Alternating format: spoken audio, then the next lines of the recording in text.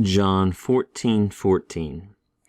Ean ti aitesiteme into anamatimu ego poieso.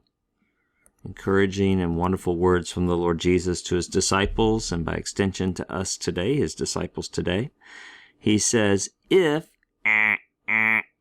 we see that this on is going to be followed by the subjunctive. Remember, any on, hasan, hatan, on, or henna will be followed by the subjunctive. 70% of the time or so, it's the aorist subjunctive.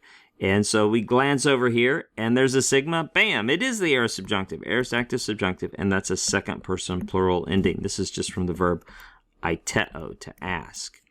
If anything you all ask, notice second person plural, if anything you all ask me in my name, comma, I will do, implied it. I will do it. I will do it for you. And we see this poieso, just a little bit of parsing practice. If I ask you to parse that, you might say, well, I see the first person singular pronoun right there, so I know it's first person singular, and you would be correct, and hopefully you would recognize that very common ending. But you would also notice the sigma, and you say, sigma has been added in. That is indeed a future active indicative, first person singular. I will do, from the verb poieo, to do.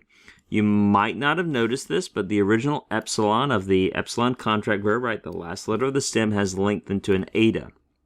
I will remind you, when you have these contract verbs, remember a contract verb is where the last letter of the stem is an epsilon, alpha, or omicron, and then you add in a sigma, or you add in a kappa, or something like that. You add in some sort of tense formative, some sort of consonant that lets you know you're in a different tense. What happens there, unless it's a strange word, is that the contract vowels just automatically lengthen. Epsilon becomes eta, alpha becomes eta, omicron becomes omega. Many students don't even notice that. They just notice the sigma. That's what they need. They say it's a future. But if you do want to know why there's a spelling change from the original epsilon to an eta, that is what is going on.